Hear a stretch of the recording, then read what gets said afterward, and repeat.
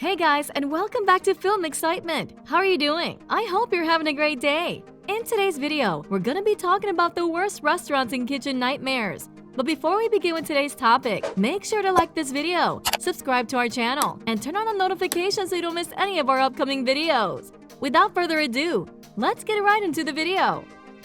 From 2007 to 2014, Chef Gordon Ramsay went throughout the United States, attempting to assist struggling restaurants get out of debt, improve service, and turn their businesses around. He found conflict among the employees, proprietors who didn't know what they were doing or had simply lost interest, individuals who were in and over their heads, and menus that were missing. He learned a lot more about why these businesses weren't doing well at times. Some were filthy, didn't use fresh food, had an inexperienced cooks, and adequate decor, and a slew of other issues that hampered their prospects of success. But there were moments when Ramsay discovered things that were nasty, repulsive, and plain revolting. Here are some of the more horrifying restaurants from the show. Fiesta Sunrise.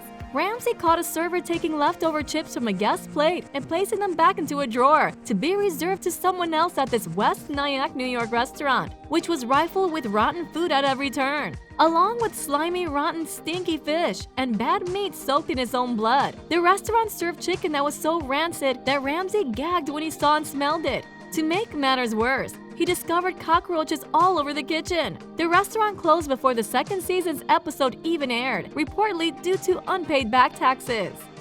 Oceana. It's no surprise that the entire kitchen had to be cleaned out, with milky crabs kept at a room temperature, sour sauce, half-dead crawfish, a warm bag of jambalaya, and shrimp so old and rancid that Ramsay puked into the nearest bin he could find. The mice trap, which had 3 dead mice in it, made things even worse. The restaurant group filed a lawsuit against the show, alleging that some of the scenes were staged. The New Orleans LA restaurant, which was featured in the final episode of Season 4 in 2011, is one of the few that is still open. The restaurant has a Facebook page, but it's unclear whether the same people are still running it. In any case, it has a 4.6 out of 5-star rating, indicating that they have improved. Old Neighborhood Restaurant. With the dessert, such as chocolate, is kept in the walk-in fridge on top of raw meat, you know it's not a good sign. This was supplemented by moldy, rotting food that would be unfit for a dog, let alone a human. Let's not forget about the mouse that died. The episode's preview from Season 7 in 2014 described it as one of the dirtiest restaurants in the show's history. By the time the episode aired, this location in Arvado, Colorado was already for sale. In 2016, it finally closed its doors for good and was converted into a steakhouse. Finn McCool's. You think that finding sour meat, mold on canned artichokes, and cooked chicken stored next to raw chicken and large batches of spoiled food would be enough for Ramsay. But then he came across some old minced meat that he had just eaten in the shepherd's pie. A retired police officer owned this Irish-themed family restaurant in a tourist hotspot of West Hampton, New York, since Season 1.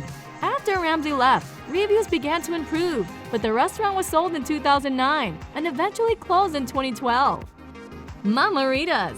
The worst part about this restaurant was that they were effectively serving TV dinners to their customers. They would prepare food ahead of time, anywhere from 2 months to a year ahead of time, freeze it, reheat it, and serve it to customers, according to Ramsay. This was combined with the usual mode, though in comparison with other kitchens, it wasn't the filthiest. Season 3's featured restaurant in Newbury Park, California, closed in 2010. However, the owner Laura is said to be still working in the food industry, running her own catering company.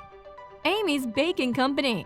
This Scottsdale, Arizona gem, which was the subject of the Season 6 finale, is the most well-known restaurant ever featured on the show. This was the first restaurant where Ramsay actually walked out, saying he couldn't help them. It wasn't so much the state of the restaurant as it was the attitude of the owners. People began calling the owners names and leaving negative comments on the Facebook page after it aired. Amy and Sammy, the owners, retaliated in the same combative manner as seen on the show, claiming that the negative reviews and angry purported customers were staged and not real diners. They eventually decided to sell the restaurant, and it closed in 2015, just a few years after the episode aired. Amy and Sammy stated that they would continue to work on other projects. According to the most recent updates, they have relocated to Israel and are still baking there.